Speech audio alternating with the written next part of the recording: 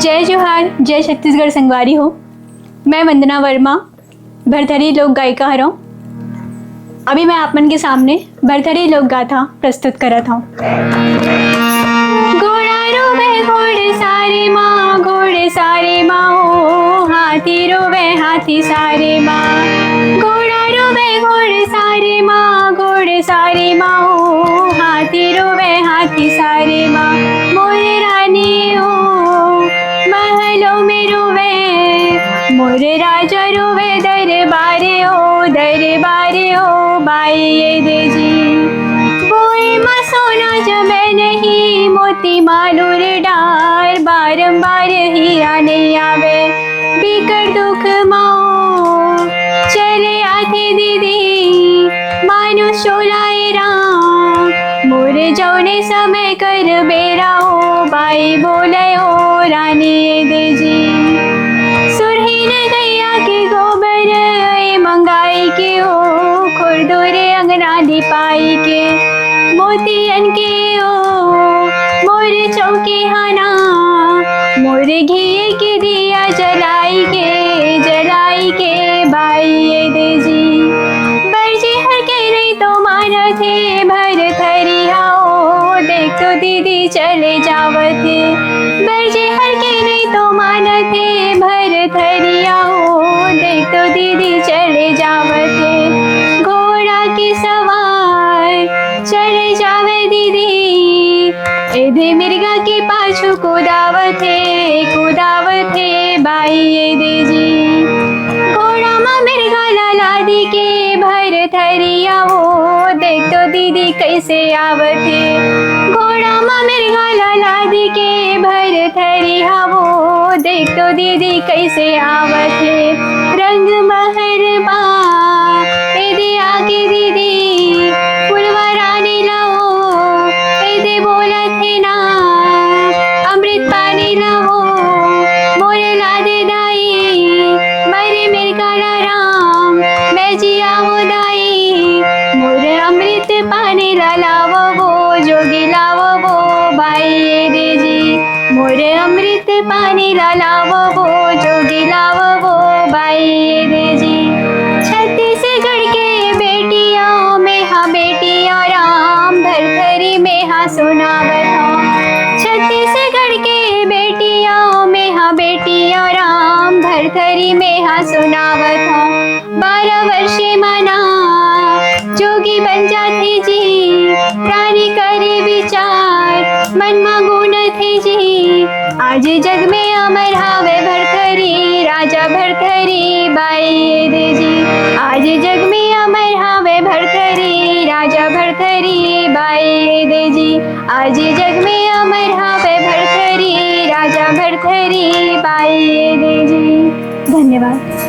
जय जोहार, जय छत्तीसगढ़ संगवारी हो। आज हम दोबारा सीजी लोकवाणी में आपके लिए सीजी संगवारी छत्तीसगढ़िया पॉडकास्ट में आपके लिए लेकर के आए हैं एक ऐसी भरथरी लोक गायिका जिन्होंने अपने बचपन से भरथरी को अपने जीवन का आधार मानकर भरथरी गायन में अपना पूरा जीवन दिया हुआ है और वो अभी भी सीख ही रहे हैं। तो उस चरण को आगे बढ़ाते हुए आज हम भरथरी लोक गायिका के रूप में वंदना वर्मा जी को लेकर के आए हुए हैं और हम जानते हैं कि उन्होंने भरथरी लोक गीत को कहाँ तक अपने स्तर को बढ़ाया है, पहुँचाया है और उनके जीवन के बारे में जानते हैं कि अभी वो और आगे भरथरी के लोक गायन के लिए क्या कर रहे हैं। तो वंदना जी, आप बताइए कि आप कैसे भरथरी लोक गीत की ओर अग्रसर हुए और कैसे आपने बचपन में भरथरी लोक गायन का चयन किया, स्टार्ट किया आपने, जी बताइए। सबसे पहले आपको बहुत बहुत धन्यवाद अपने चैनल में मुझे मौका देने के लिए जी। और इससे जहाँ तक भरथरी की बात है तो भरथरी की जो शुरुआत है वो शुरुआत का जो श्रेय है वो मेरे पिताजी को जाता है। अच्छा। क्योंकि मैं बचपन में जब मैं KG1 KG2 होता था हमारे टाइम में जी, और वो मैं भिलाई इस्पात स्ट्रेंथ का इस्पात क्लब करके स्कूल था, वहाँ मैं पढ़ाई करती थी और तब से मैं वहाँ से ही मंच पे मैंने प्रस्तुति देना शुरू कर दिया था, जो बाल गीत वगैरह होते थे स्कूल के। और शायद मैं घर में भी गुनगुनाती रही होंगी और सच में गाना तो मुझे पसंद ही है। अच्छा, मतलब कि आपके जो टैलेंट है उसको आपके पिताजी ने सबसे पहले पहचाना कि आप गुनगुनाते हो, गाते हो, तो उन्होंने आपको इस लोकगीत को सीखने के लिए प्रेरित किया। जी, उन्होंने इस मेरे टैलेंट को पहचाना जी और फिर मुझे अच्छी तरह याद है कि हमारा जो बनवाकुर में क्षत्रिय समाज है जी। उसका अधिवेशन होना था। हम्म। और तो वो बहुत सारे लोगों को तैयारी करा रहे थे। मुझे कौन कौन थे वो अभी एग्जैक्टली याद तो नहीं है। हाँ हाँ। लेकिन बहुत सारे लोग थे और पापा अपना केसीओ हमारे घर में था वो लेके बैठे हुए थे। और एक डायरी थी उसमें भरथरी लोक गाथा लिखा हुआ था, तो उन्होंने कहा वो डायरी लेके आना और मुझे भरथरी उन्होंने सिखाया। तो ये एक प्रकार से एक औपचारिक मंच हुआ और भरथरी की पहली शुरुआत हुई। हमारा ये अधिवेशन जो है वो जनता स्कूल का जो प्रांगण है भिलाई वहाँ पर हुआ था। और उन्होंने मुझे लिख के दिया था, लिख के पैक करके, और मैं पहली बार देख के गाया था। तो आपने भरथरी गायन को सीखना कौन से उम्र से चालू किया? लगभग मैं 6 साल की रही होंगी, 6 से 7 साल। अच्छा, काफ़ी छोटे उम्र से आपने सीखना चालू किया और इसका शुरुआत मतलब पिताजी ने करवाया आपका। तो इस चीज़ को फिर सिर्फ आप पिताजी के माध्यम से सीखते गए कि और आगे गुरु आपके बनते गए और आप सीखते गए, ऐसा कुछ रहा आपके जीवन में? जी बिल्कुल रहा जी। पिताजी के अलावा भैया हैं श्री राजेश बंछोड़ जी, बहुत प्रसिद्ध कलाकार हैं, आप जानते भी होंगे, उनके सोमनी गांव के हैं। जी जी। उनका भी बहुत बड़ा श्रेय है मुझे इस क्षेत्र में, और स्पेशली यदि भरथरी की आप बात करें तो भरथरी गायन में गाइडेंस देने में। और मुझे जहाँ तक पता है कि पापा ने और उन्होंने मिलकर खूब रिसर्च किया है इसके ऊपर, राजा भरथरी के ऊपर, और उसी कहानी को उन्होंने मुझे सिखाया है जी। और फिर मैं उसी को ही गाती हूँ। और फिर एक कलाकार के लिए गायन है वो, उसके बहुत सारे पार्ट्स होते हैं, बहुत सारे एस्पेक्ट्स होते हैं जो सीखना होता है। तो अपना लय भी ध्यान रखना है, गाने को याद भी रखना है, फिर उसके बाद कहानी भी याद रखनी है और कहानी के पीछे के अर्थ को भी समझना है। तो बहुत सारे क्षेत्र होते हैं। तो आप समझ लीजिए कि भरथरी की शुरुआत में चलती रही, सीखती रही, और अभी भी मुझे सीखना ही पड़ेगा। अच्छा अच्छा, बहुत बड़ा क्षेत्र है जी।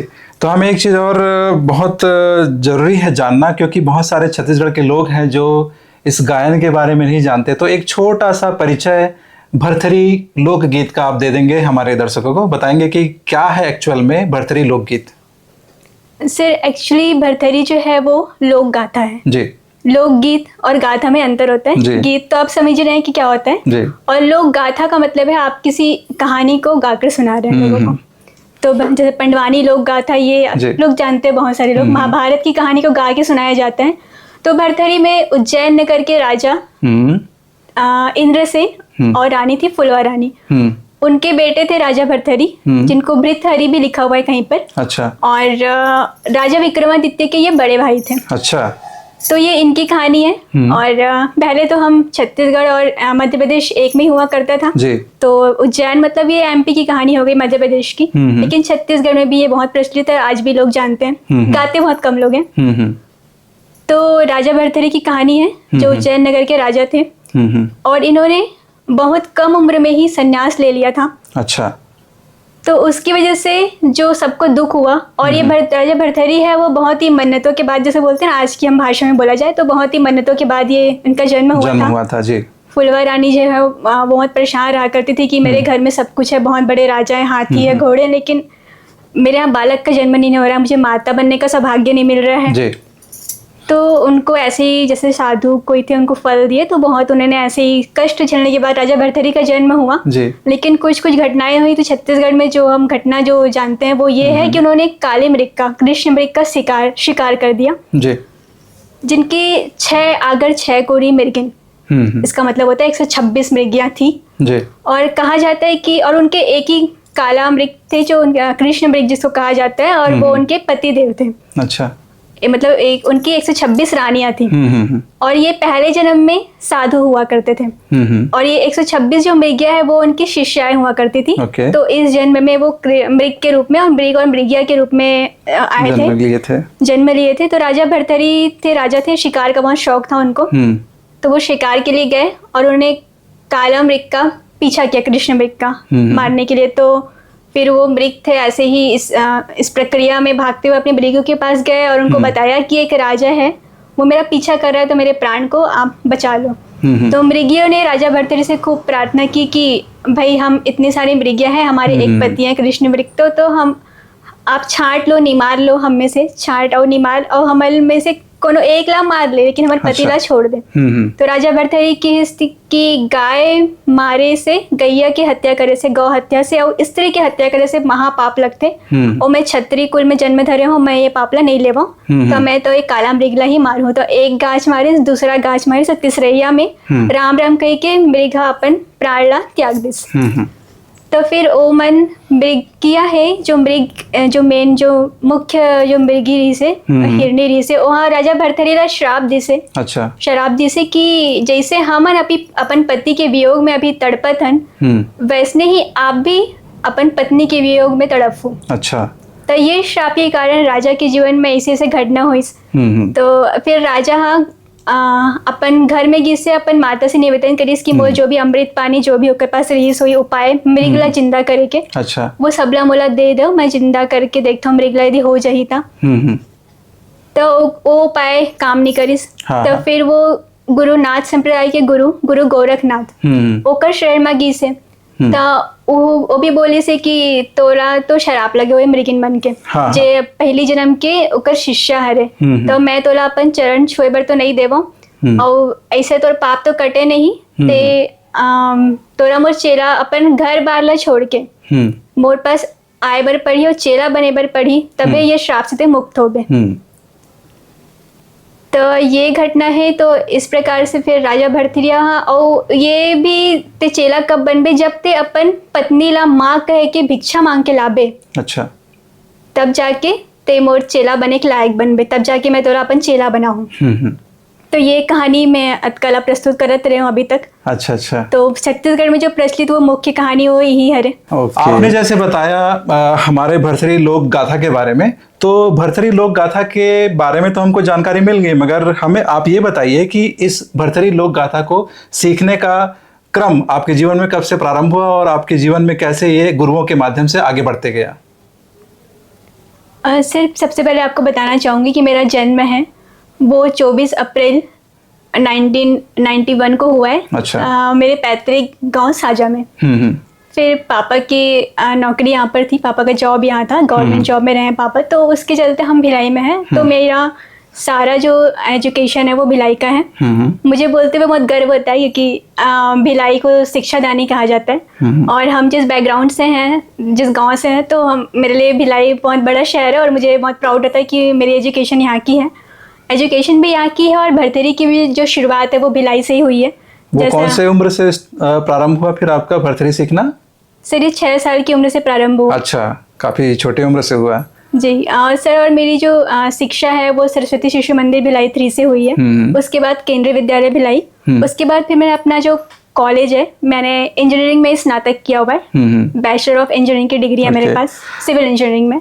तो ये मैंने CSVTO के अंतर्गत छत्तीसगढ़ स्वामी विवेकानंद यूनिवर्सिटी के अंतर्गत जो Parthivi college of engineering and management था, वहाँ से मैंने किया हुआ है। तो इन सब पढ़ाई के साथ साथ आपका भर्तृहरि लोक गाथा को सीखना चालू था कि आप बीच बीच में ब्रेक करते हुए सीखते गए? किस तरीके से आपका सीखना हुआ? हाँ सर, बहुत बढ़िया सवाल पूछा आपने।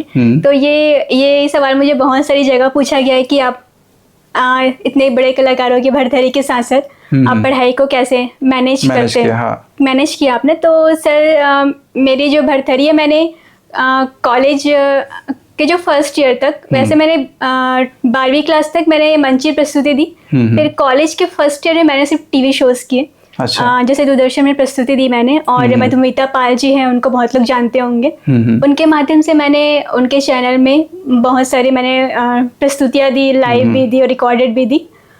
उसके बाद भी मैंने भर्तृहरि ज्ञान से ब्रेक ले लिया। अच्छा। क्योंकि मुझे इंजीनियरिंग की पढ़ाई पे फोकस करना था। ये मेरे लिए एक नया क्षेत्र था। मेरे परिवार को बैकग्राउंड नहीं है, तो मुझे लगा कि अभी मुझे, और सच में एक कलाकार होने के नाते डिस्ट्रैक्शंस बहुत थे, बहुत ज्यादा फेमस थी मैं भगवान की कृपा से और सब बड़ों के आशीर्वाद से। तो फिर मुझे लगा कि नहीं, अभी मुझे अपना पूरा फोकस ग्रेजुएशन पे रखना चाहिए, क्योंकि ग्रेजुएशन की डिग्री तो एनी हाउ मुझे लेनी ही है। क्योंकि आजकल तो लोग इतनी पढ़ाई कर रहे हैं, इतनी डिग्रियां ले रहे हैं, इतने सारे कोर्सेस आ गए हैं, उसमें ग्रेजुएशन की डिग्री ना तो कोई बहुत बड़ी बात नहीं है। हाँ, वो तो है। और सर उसमें मुझे बहुत ज़्यादा क्लियर भी नहीं हो रहा था, जैसे बहुत सारे स्टूडेंट्स को रहता है कि मुझे कौन से क्षेत्र में कदम रखना है। और भर्तृहरि का तो क्षेत्र में मैं इतनी सफल ही थी कि ये क्षेत्र मैंने भरथरी को छोड़ दिया था, लेकिन भरथरी का जो क्षेत्र है मुझे नहीं छोड़ रहा था। अच्छा, तो फिर शुरुआत आपका जैसे हुआ आपने बताया, तो फिर जैसे सबसे पहले गुरु तो आपके पिताजी थे, उसके बाद फिर गुरुओं का क्रम चलता हुआ आया होगा आपके जीवन में भरथरी लोक गाथा को सीखने के लिए, तो उन गुरुओं के बारे में बताइए आप। जी बिल्कुल। तो मेरे पहले गुरु हैं मेरे पिताजी हैं जी। और राजेश बंशोर भैया भी, उनका भी बहुत बड़ा योगदान है। और फिर उसके बाद मेरी जो गुरु हैं, जिनका नाम लेते हुए मुझे बहुत गर्व महसूस होता है और मुझे बहुत गर्व भी होता है कि मैं उनकी शिष्या कहलाती हूँ, उनकी शिष्या के रूप में मैं नवाजी गई हूँ। वो है श्रीमती आदरणीय श्रीमती सरोजबाई खांडे जी, जो भरथरी का दूसरा नाम है, हम बोल सकते हैं जी।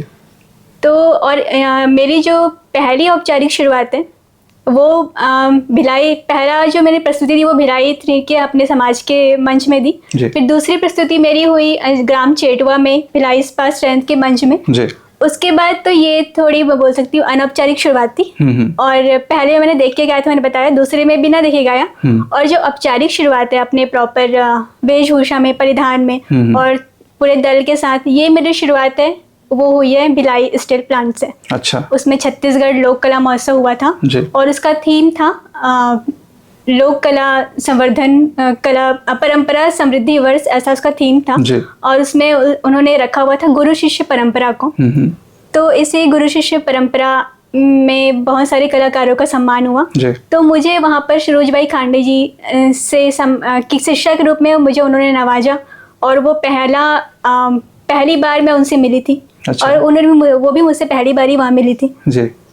तो उनसे जुड़ी एक याद आपको बताना चाहूँगी। उन्होंने जैसे बीएसपी ने मुझे उनके शिष्या के रूप में नवाजा, तो उन्होंने अपने स्वीकार भी किया मुझे अपने शिष्या के रूप में। और जब स्टेज के नीचे हम थे, मतलब बैक स्टेज चढ़ने से पहले उनसे परिचय कराया गया कि ये है वंदना वर्मा जो गाती हैं और अभी आपको इनके शिष्या के रूप में नवाजा जाएगा। तो उन्होंने मेरा हाथ पकड़ लिया चलो करके और वो मेरा हाथ पकड़ के स्टेज पे चढ़ी। अच्छा। तो फिर उसके बाद फिर उनसे फिर क्रम चलता रहा, हम उनसे जाते थे मिलने के लिए। तो हम उनसे ऐसा सीखते थे कि इस क्षेत्र के विशेषज्ञ होने के नाते हम उनसे विशेषज्ञ सलाह लिया करते थे। जाती थी, फिर वो मैं उनको गा के सुनाती थी और वो भाव, जैसे मैंने कहा कि उन्होंने मुझे अपने शिष्या के रूप में स्वीकार किया था, वो झलकता था उनमें। तो वो अपना गा के सुनाती थी और मैं फिर अपना सुनाती थी और मुझे टोकती भी थी कि आप सही नहीं गा रहे हो, सुधार की जरूरत है। तो आपका उनके साथ सीखना कितने सालों तक जारी रहा? और सिर्फ ऐसे तो मैं पूरे अपने कॉलेज के दिनों तक उनसे सीखती रही और लेकिन गुरु शिष्य परंपरा, तो इनसे गुरु बनने के बाद एक CCRT नई दिल्ली है, सांस्कृतिक स्रोत और प्रशिक्षण केंद्र नई दिल्ली की योजना है जी। बच्चों के लिए 10 से 14 वर्ष के बच्चों के लिए, जिसमें जो बच्चे गुरु से सीख रहे हैं, गुरु के अंडर में सीख रहे हैं, उनको एक छात्रवृत्ति दी जाती है। अच्छा। उनके युवा होने तक, 21 साल की एज तक। तो उस परंपरा के तहत भी मैंने उनसे लगभग 10 वर्षों तक मैंने भरथरी की शिक्षा ली। काफी लंबे समय तक ये मौका मिला आपको उनसे शिक्षा ग्रहण करने का जी। तो इसमें आपको जो CCRT आप जो बता रहे हैं, वहाँ से क्या क्या योगदान मिला? सिर्फ वहाँ से मुझे हर महीने एक छात्रवृत्ति मिलती थी जी। और फिर गुरु शिष्य परंपरा के अंतर्गत एक प्रॉपर कोर्स होता है, वो उसकी जानकारी लेते थे, रिपोर्ट वहाँ देनी होती थी। अच्छा। फिर उस हिसाब से वो हमको छात्रवृत्ति देते थे। अच्छा। तो उनका भी मेन मोटिव है गुरु शिष्य परंपरा को बढ़ावा देना जी जी। तो ये बस उन्हीं बच्चों को मिलती है जो गुरु से सीख रहे हैं। अच्छा, तो काफ़ी अच्छा अनुभव रहा आपका, क्योंकि जो आप अपने गुरु का नाम ले रहे हैं, हमारे छत्तीसगढ़ में भरथरी लोक गाथा को गाने वाले लोगों में से बहुत बड़े लोगों में उनका नाम आता है। कहा जाए तो वो सर्वप्रथम ही उनका नाम आता है। तो ये बहुत बड़ी बात है जो आपने बताया कि आपके गुरु श्रीमती सरोजबाई खांडे जी रह चुकी हैं। तो ये बहुत ही बड़ी बात है आप हमारे लिए कि आप उनके शिष्या हैं और शिष्या के रूप में आपका इंटरव्यू आज हम ले पा रहे हैं। तो वंदना जी, आप हमें ये बताइए कि आपकी मंचीय प्रस्तुतियाँ कहाँ कहाँ हुई है और आपने कितना मंच पे अपना भरथरी लोक गाथा को गाया है, बताया है दुनिया को, बताइए। सर, मैं कुछ मुख्य अपनी प्रस्तुतियों को आपको बताऊं तो मुझे बहुत बताते हुए गर्व होता है कि मैंने बोरमदेव महोत्सव में प्रस्तुति दी है। देवलदा महोत्सव हो गया जी, राजीव महाकुंभ का होने वाला महोत्सव, अच्छा वहाँ भी जी। जगार महोत्सव जो हुआ था भोपाल की तरफ से, अच्छा अच्छा, वहाँ भी मैंने प्रस्तुति दी है। और देवलदा महोत्सव, अच्छा, वहाँ भी मैंने प्रस्तुति दी है। और उसके बाद डॉक्टर्स की संस्था है अंकुर करके, रायपुर के डॉक्टर्स हैं उनकी संस्था, अच्छा। वहाँ भी मैंने प्रस्तुति दी थी और उनकी तरफ से मुझे एक सम्मान भी मिला हुआ था। अच्छा। सम्मानित किया था उन्होंने एक प्रतीक चिन्ह के साथ जी। और यूनिवर्सिटीज़ में भी आपके प्रेजेंटेशन हो चुका है, मंची प्रस्तुतियाँ हो चुकी हैं, उनके बारे में भी हमने सुना था कि रविशंकर में हुआ है, इसके बारे में बताइए। जी, तो ये भी मेरे लिए बहुत गर्व वाला बात है कि मुझे अपने उस कम उम्र में ही भरथरी की जो शुरुआत मैंने की थी उसकी वजह से मुझे अपने छत्तीसगढ़ राज्य के प्रतिष्ठित संस्थानों में जैसे कि पंडित रविशंकर विश्वविद्यालय, जो इंदिरा गांधी कृषि विश्वविद्यालय है, वहाँ वैज्ञानिकों का सम्मेलन हुआ था जी। तो वहाँ भी मुझे प्रस्तुति का मौका मिला था और वहाँ भी मुझे सम्मानित किया गया था। अच्छा। और इंदिरा कला संगीत विश्वविद्यालय खैरागढ़, वहाँ भी मुझे वहाँ के स्टूडेंट्स के सामने डेमोन्स्ट्रेशन के लिए बुलाया गया था। अच्छा। तो कुल मिलाकर के कहा जाए कि हमारे छत्तीसगढ़ के बहुत नामी गिरामी संस्थानों में आपका प्रस्तुतिकरण हो चुका है, लोक गाथा जो भरथरी है उसका, तो ये बहुत बड़ी बात है। तो कुल मिलाकर के आपका मंची प्रस्तुति लगभग कितना हो चुका होगा अभी तक? सर लगभग 200 मंची प्रस्तुतियां मैंने ऐसे ही दी हुई है। अच्छा। और सर मैं ये भी बताना चाहूँगी कि इस प्रस्तुति के अलावा हमको जहाँ भी मानस प्रतियोगिता होती थी, मानस गान प्रतियोगिता हमारे छत्तीसगढ़ में जो चलती है, उसमें अंतिम दिन हमको जरूर बुलाया जाता था अपने पूरे दल के साथ। अच्छा अच्छा। तो ये मतलब भरथरी लोक गाथा का आपने कुल मिलाकर के 200 से ज़्यादा मंची प्रस्तुतियां अभी तक दे चुके हैं कहा जाए तो। जी बिल्कुल जी। मेरे हाथों में आपके पूरे प्रमाण पत्रों की एक किताब हाथ लगी हुई है। इसमें मैं देख रहा हूँ कि आपको मध्य प्रदेश आदिवासी लोक कला परिषद जो जगार महोत्सव सन 1998 में हुआ था, जब शायद आप 7 साल की ही रही होंगी, उस समय डॉक्टर कपिल तिवारी जो सचिव थे उनके द्वारा एक प्रशस्ति पत्र मिला हुआ है। तो ये बहुत बड़ी बात है कि आप 7 साल की उम्र में इतना बड़ा प्रशस्ति पत्र प्राप्त कर रहे हैं, वो भी सचिव के माध्यम से। एक चीज़ और मैं देखता हूँ तो मुझे एक जगह और एक आकाशवाणी का पत्र नज़र आ रहा है, ये भी सन 1998 का ही है। ये भी आपने शायद रायपुर के आकाशवाणी केंद्र में अपनी प्रस्तुति दी थी और इसमें भी आपको भारत के राष्ट्रपति की ओर से प्रमाण पत्र जारी हुआ है। आपने बताया भी कि सेल के जो एमडी हैं विक्रांत गुजराल जी, जो एमडी थे उस समय, उनके द्वारा भी आपको सम्मान प्राप्त हुआ था। तो बताते जाइए कि और आपने कौन कौन सी प्रस्तुतियां दी जिसमें आपको ये सारे सम्मान और सम्मानित व्यक्तियों से मुलाकात हुआ, उन्होंने आपको क्या बोला? आपको अगर कोई अनुभव है, कुछ बात आपको पता है तो बिल्कुल हमसे शेयर कीजिए। जी जरूर। तो सर मैंने जो मंच में प्रस्तुतियां दी उसके बारे में बोलने के लिए तो ज़्यादा कुछ नहीं है, क्योंकि मैं बता सकती हूँ कि एक कलाकार जब अपनी मंच प्रस्तुति देता है जी, तो उसके ये एक अनुशासन का क्षेत्र है। मैंने जो सीखा है अनुशासन लगता है बजाने में और गाने में।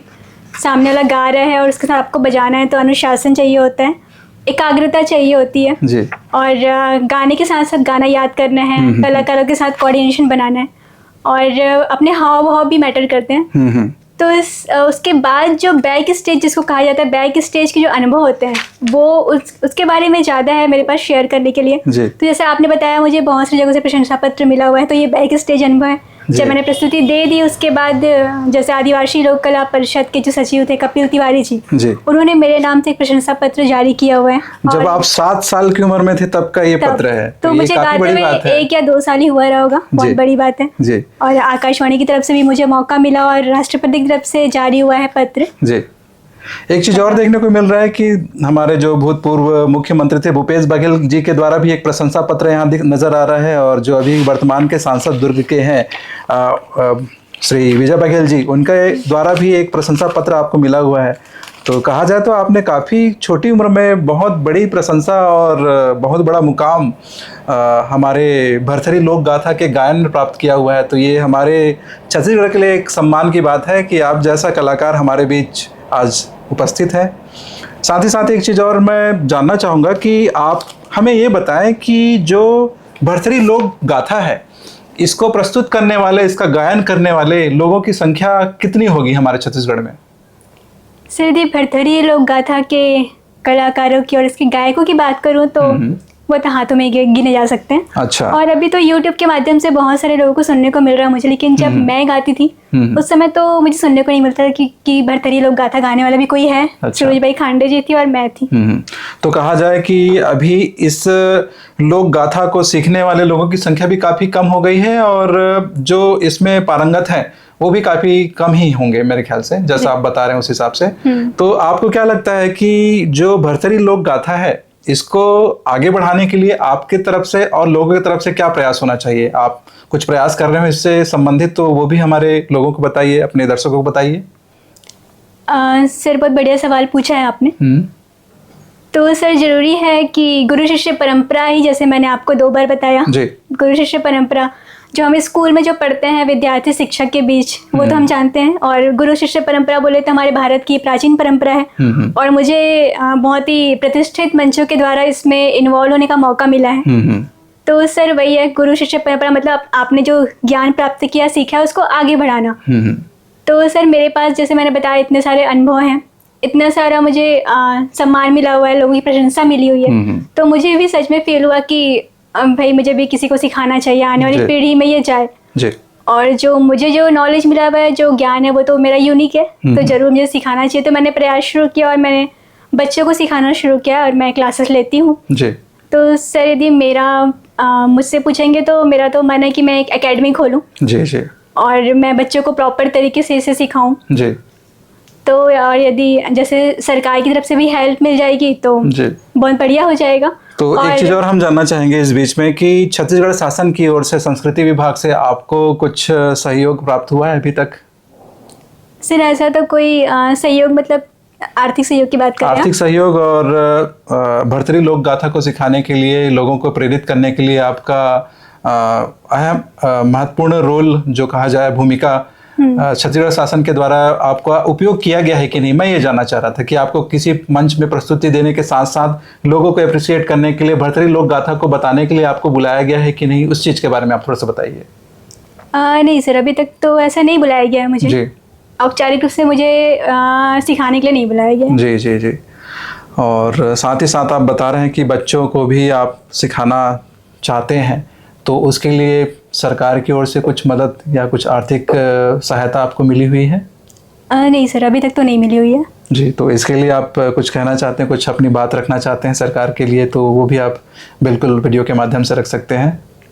हाँ सर, जैसे गुरु शिष्य परंपरा को आगे बढ़ाने के लिए जैसे सम्मानित किया गया जी, तो सर आर्थिक सहायता भी मिलनी चाहिए। और भरथरी लोक गाथा बहुत ही विलुप्त होती हुई गाथा है, लोक गाथा है जी। और सर जड़ों को समझना बहुत जरूरी है। तो ये जड़ से जुड़ी हुई है और जैसे आज सब समझ रहे हैं भरथरी लोक गाथा की का महत्व तो क्या है, सब समझ रहे हैं। तो सरकार की तरफ यदि सरकार इसमें आगे आएगी तो सरकारी चीज़ों का महत्व भी हम सब समझते हैं। तो सरकार यदि कुछ हेल्प करेगी, अपने तरफ से प्रयास करेगी, तो जरूर मुझे भी बहुत मदद मिलेगी और आने वाली जनरेशन भी प्रेरित होगी, उनके पालक भी प्रेरित होंगे जी। तो आप हमें बताइए कि जो भरथरी लोक गाथा है, इसको आपका जो सिखाने का अनुभव है वो कैसा रहा और आप किस नज़रिए से देखते हैं कि अभी की जो भावी पीढ़ी है इसको किस तरीके से अपने अंदर आत्मसात कर रही है, कैसे वो ग्रहण कर रही है, हमारे भरथरी लोक गाथा को कैसे सीख रही है? जी बताइए। सर सिखाने का अनुभव एक अलग ही अनुभव था। मैंने मंची प्रस्तुतियाँ दी थी, फिर सिखाने का अनुभव सचमुच उससे एक अलग ही अनुभव है जी। और आज हमारा ग्लोबलाइजेशन हो गया है, तो सारी जो चीज़ें हैं ऑल ओवर वर्ल्ड की चीज़ें हमारे पास इजीली अवेलेबल है। स्मार्टफोन है हमारे पास, डिजिटल मीडिया है, तो बच्चे हैं और संगीत का भी विभिन्न रूप हमको देखने को मिल रहा है। जैसे कुछ एग्जांपल दो तो जैज है, रैप है, पॉप है। तो मैंने महसूस किया कि आज की जो पीढ़ी के बच्चे हैं स्टेज शो का कल्चर है, इन सब चीज़ों से ज़्यादा आकर्षित हैं, उसमें ज़्यादा रुचि लेते हैं। तो मुझे उनको ये इसका महत्व समझाने में मुश्किल आती है। अच्छा, मतलब कहा जाए कि जो अभी के बच्चे हैं जो सीख रहे हैं वो कहीं ना कहीं अपने जड़ से भटक रहे हैं। जो हमारा भरथरी लोक गाथा है या और दूसरे जो लोक गायन हमारे छत्तीसगढ़ में होती है, उनका जो जड़ है उसको ना सीखते हुए जो बाहरी दुनिया की चीज़ें हैं उन पर ज़्यादा उनका फोकस है। बिल्कुल सही बात बोली सर आपने, वो जड़ से कट गए हैं। ये बहुत सारी जगह हो रहा है और लोग संगीत में भी ये हो रहा है और इस वजह से संगीत का जो दुरुपयोग है वो भी खूब हो रहा है। और सर बच्चे इसमें रुचि नहीं ले रहे हैं, और रुचि ले रहे हैं तो संगीत के जो दूसरे रूप हैं उसमें ले रहे हैं जो सही नहीं है। तो इस कारण से लोक कला का भी दुरुपयोग खूब हो रहा है। जो आज लोकगीत भी प्रचलित हैं, जो वो भी ऐसे हैं कि उनकी भावनाएं जो सही नहीं है उसको भी पूरी तरह से परिष्कृत कर दिया गया है। अच्छा अच्छा। जो तो हम मूल भावना से सच में भटक चुके हैं जी। और सर बच्चों की कैसे समझ पाएंगे, उनको कोई गाइडेंस, कोई सही गाइडेंस दे तभी तो समझ पाएंगे ना, बच्चे तो बच्चे हैं। तो और सर हम जो आजकल मैंने देखा है कि जो हम समारोह में स्वागत गीत गाने की परंपरा रही है, सरस्वती वंदना गाने की परंपरा है, ये सब बस एक औपचारिकता बन गई है। अच्छा। और मैं एनसीईआरटी कैंप में गई थी, जरूर मेंशन करना चाहूँगी। तो वहाँ जिस तरह से हमको सिखाया गया गीत को, हमें अलग अलग राज्य के गीत सिखाए जाते थे, तो वो और वहाँ पे जो ट्रेनर थे वो बहुत ही, एनसीईआरटी बोलने से आप समझ रहे हैं कि इसका क्या महत्व है, तो वहाँ के ट्रेनर भी वेल क्वालिफाइड थे, केंद्रीय स्तर के लोग थे। और सर वहाँ पे पहले हमको गीत को पहले पूरा वो पढ़ के हमको पूरा मीनिंग बताते थे जी। उसके बाद वो हमको रीड करवाते थे, उसके बाद वो सिखाते थे। और मेरी जो शुरुआत है, मेरे पिताजी श्री राम कुमार वर्मा जी जो राष्ट्रपति से सम्मानित शिक्षक है, और मैंने CCRT का जो नाम लिया वो उसके भी कोऑर्डिनेटर रहे हैं, उससे भी जुड़े हुए हैं। और साहित्य के क्षेत्र में भी काम कर रहे हैं, और छत्तीसगढ़ के क्षेत्र में भी, छत्तीसगढ़ी के क्षेत्र में, छत्तीसगढ़ राजभाषा के क्षेत्र में भी बहुत काम कर रहे हैं। और लोकगीत छत्तीसगढ़ का जो संस्कृति है उसके बारे में बहुत पैशनेट है, और लोकगीत के बारे में भी पैशनेट है, इसलिए उन्होंने मुझे भी गवाना शुरू किया था, इस फील्ड में आपको लेकर आए। तो उन्होंने भी जो मुझे शिक्षा दी वो वैसी ही दी। तो वो भी मुझे गाने का अर्थ बताते थे, कहीं मैं गलती करती थी तो वो पूरा डिटेल में समझाते थे कि ये ऐसा है, इसलिए इसको ऐसे गाना है। और सर मैं आज जब सिखाती हूँ, और मैं ये भी श्री राजा बनर्जी सर जी हमारे पदम नगर में जो क्लासिकल की क्लासेस लेते हैं, उनके पास भी मुझे लगा कि मुझे भी जानकारी होनी चाहिए थोड़ी बहुत क्लासिकल के बारे में। तो मैंने अपने कॉलेज के समय में उनकी क्लास मैंने ज्वाइन की थी। अच्छा। मुझे जहाँ तक याद है लगभग 6 महीने में उनके पास गई। अच्छा। तो उन्होंने भी शिक्षा दी थी, वो भी लगभग इसी तरह की दी थी कि, तो मैं ऐसे गुरुओं से ट्रेंड हूँ मैं जो बता रही हूँ। और तो उन्होंने भी शुरू में भी उन्होंने बताया था मुझे कि पहले के जो गुरु होते थे वो एक श्रीफल लेते थे और कुछ दान दक्षिणा लेते थे, उसके बाद बिठाते थे अपनी क्लास में। और आज हम देख रहे हैं कि हम जाते हैं, सीखते हैं, उसके बाद फीस दे देते हैं उनको। जी। तो उन्होंने भी गुरु शिष्य परंपरा का महत्व बताया था। और फिर उन्होंने एक लाइन ये बोली थी कि जो लोक संगीत है, वो लोकगीत है, वो क्लासिकल से ज़्यादा कठिन है सीखना। तो उनकी इस एक लाइन ने मेरा नज़रिया पूरा चेंज कर दिया था। और उन्हें भी वैसे ही सिखाया था कि पूरा मीनिंग समझाते थे, उसका पिक्चर बनाना सिखाते थे। और जब मैं सुनती हूँ, आज जब मैं किसी को सिखाती हूँ, किसी को गाते हुए देखती हूँ, तो ये सब चीज़ में नहीं है। गाते बहुत अच्छा है, और आज के कैरोगी कल्चर ने गाने को बहुत आसान भी बना दिया सबके लिए। लेकिन जब उनको मीनिंग पूछा जाए उसका, तो पता नहीं है, या बस वो औपचारिकता निभा रहे हैं गीत गा के।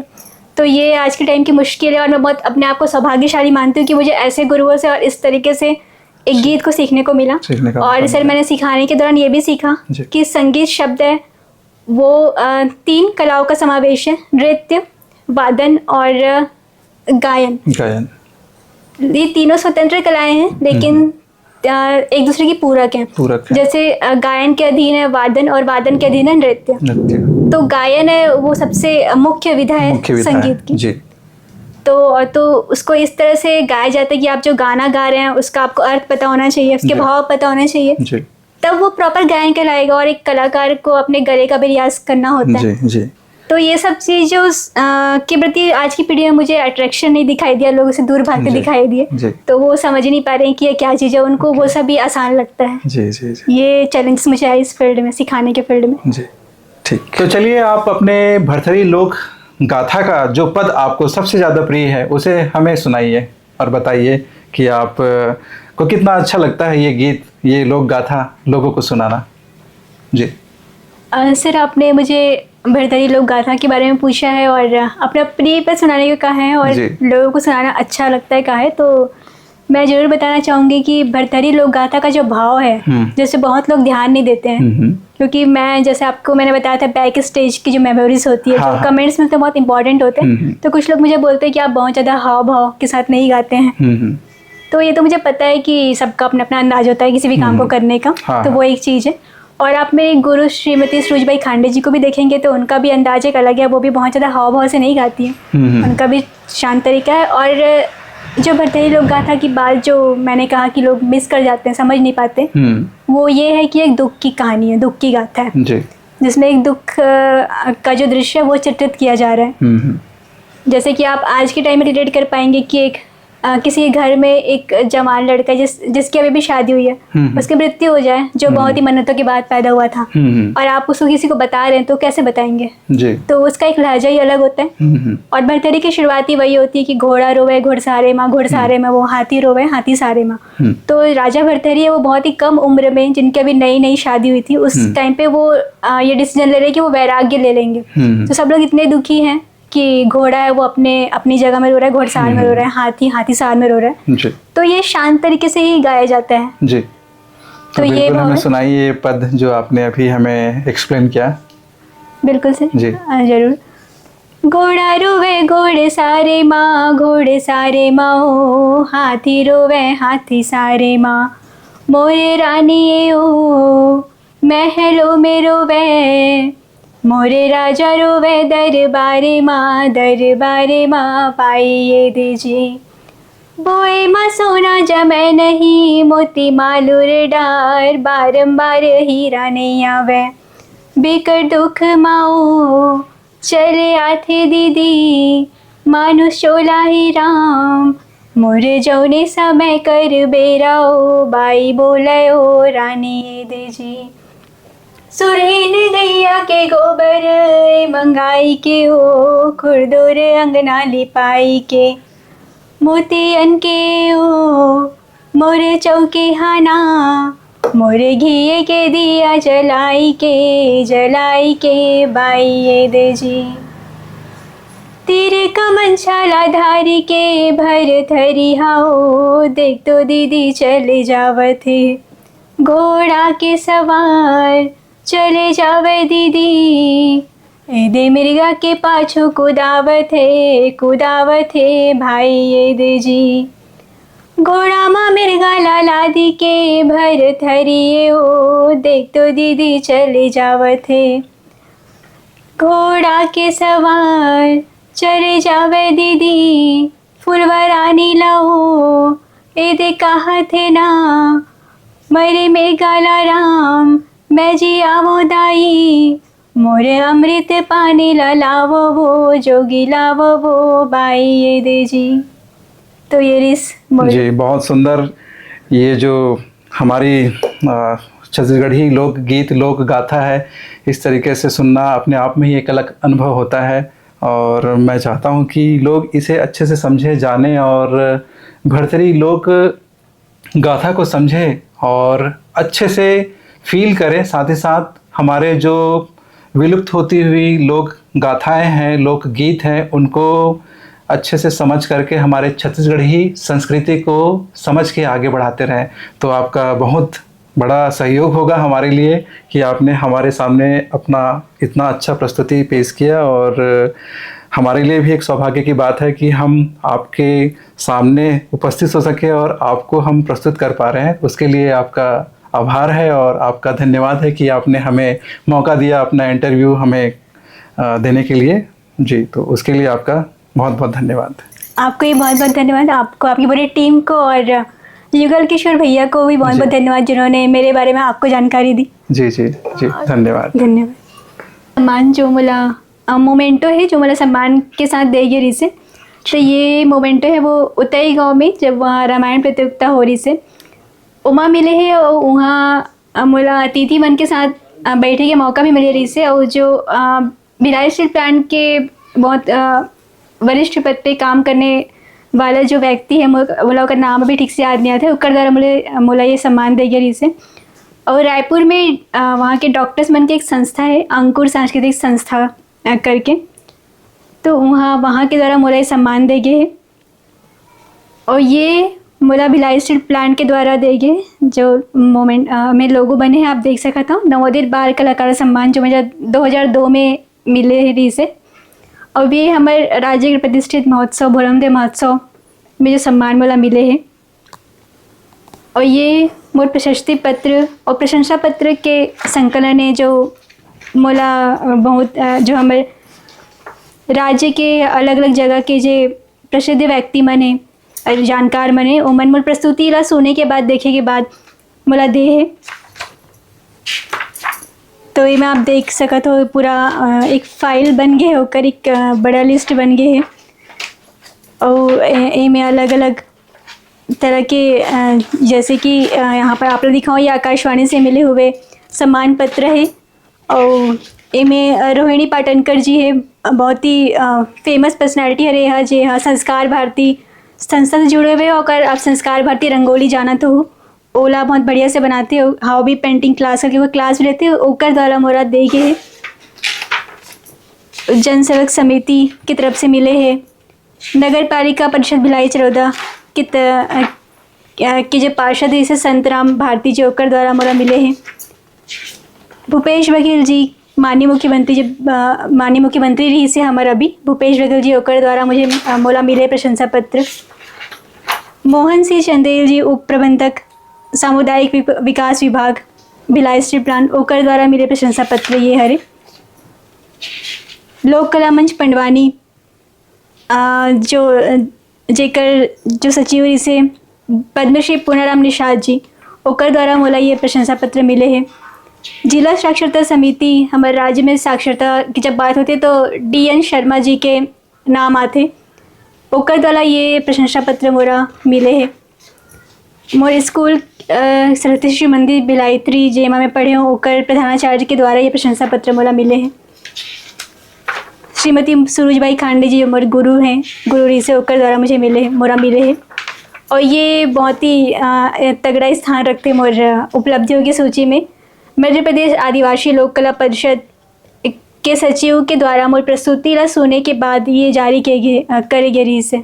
अच्छा, जब आप 7 साल के जब थे उस समय की बात है ये? हाँ, ये भी प्रशंसा पत्र 98 में जारी हुई जब मैं 7 साल के रहा। वो जो आकाशवाणी के जो प्रमाण पत्र है जो भारत के राष्ट्रपति की ओर से दे गए हैं जारी किए गए हैं वो भी 98 में मिले हैं। ये उम्र 7 साल की कम उम्र में मिले हैं और जब मैं भरतरी गाना शुरू करे मोर भरतरी के यात्रा की शुरुआत रही से वहाँ तब मिले हैं। अच्छा, ये बहुत यादगार फोटो जिसमें तीजन बाई जी के साथ मिला। तीजन बाई जी, ममता चंद्राकर जी और विक्रांत गुज्जाल जी मैं दिखा थे। देवदास बंजारे जी भी है और परदेशी राम वर्मा जी भी है। ओकर बेटी पूर्वी चंद्राकर भी दिखा थे, ममता चंद्राकर जी के सुपुत्री, और प्रेम चंद्राकर जी भी मैं दिखा थे। तो ऐसे पर्सनालिटी बन के साथ ऐसे लीजेंड्स बन के साथ मुला फ़ोटो खिंचाए के मौका मिले रही से। तो ये फोटोग्राफ आप दिखावत हूँ।